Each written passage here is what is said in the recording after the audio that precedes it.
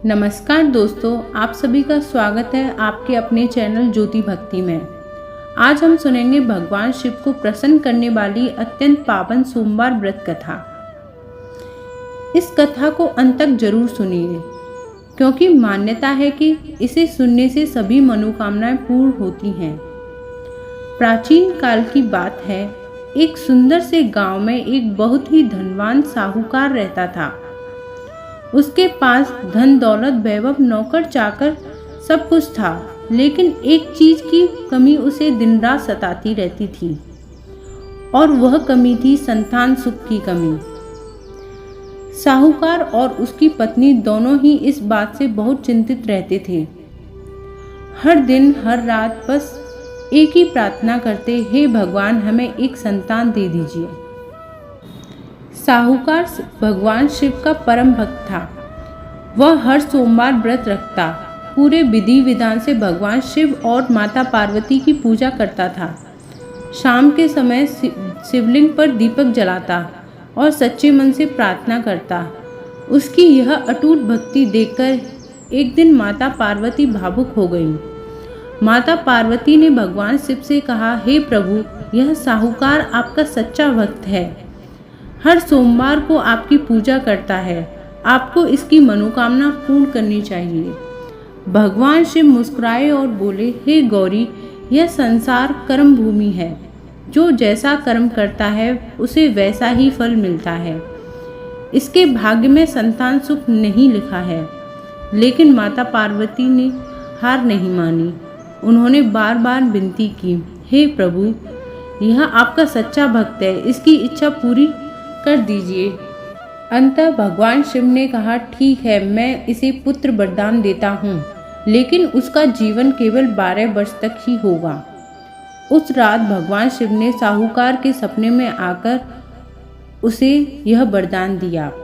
साहूकार बहुत खुश हुआ, लेकिन जब उसने सुना कि पुत्र केवल 12 वर्ष तक ही जीवित रहेगा तो उसका हृदय दुख से भर गया।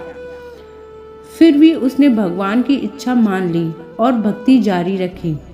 कुछ समय बाद उसकी पत्नी गर्भवती हुई और एक सुंदर पुत्र को जन्म दिया।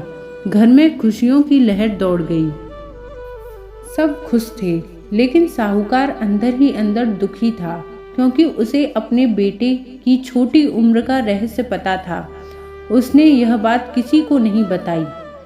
जब बालक बड़ा हुआ तो साहूकार ने उसे शिक्षा के लिए काशी भेजने का निर्णय लिया। उसने अपने साले को बुलाया और कहा, तुम इसे काशी ले जाओ और रास्ते में यज्ञ करते जाना, ब्राह्मणों को भोजन कराना। रास्ते में वे एक नगर पहुंचे, जहां राजा अपनी पुत्री का विवाह करवा रहा था, लेकिन दूल्हा एक आंख से अंधा था। इस बात को छुपाने के लिए राजा ने साहूकार के पुत्र को दूल्हा बनाकर बैठा दिया। विवाह संपन्न हुआ, लेकिन जाते समय लड़के ने दुल्हन के कपड़ों पर लिख दिया, तुम्हारी शादी मुझसे हुई है। असली दूल्हा एक आंख से अंधा है। मैं काशी शिक्षा के लिए जा रहा हूँ। काशी पहुंचकर बालक पढ़ाई करने लगा और मामा यज्ञ करते रहे। समय बीतता गया और देखते ही देखते बालक 12 वर्ष का हो गया।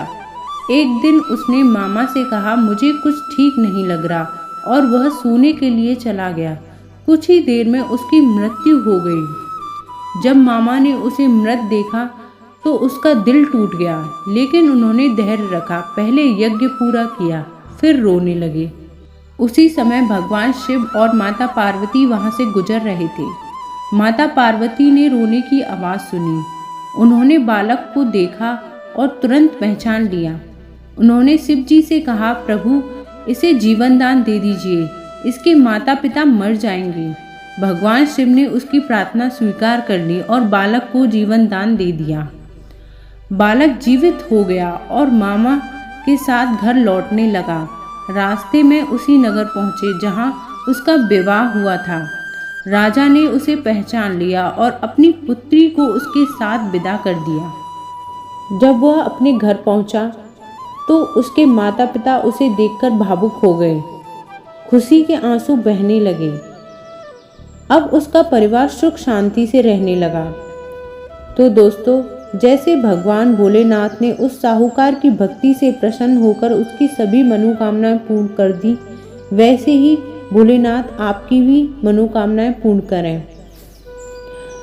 अगर आपको यह कथा पसंद आई हो तो हमारे चैनल को सब्सक्राइब करें और वीडियो को लाइक, शेयर, कमेंट करना ना भूलें।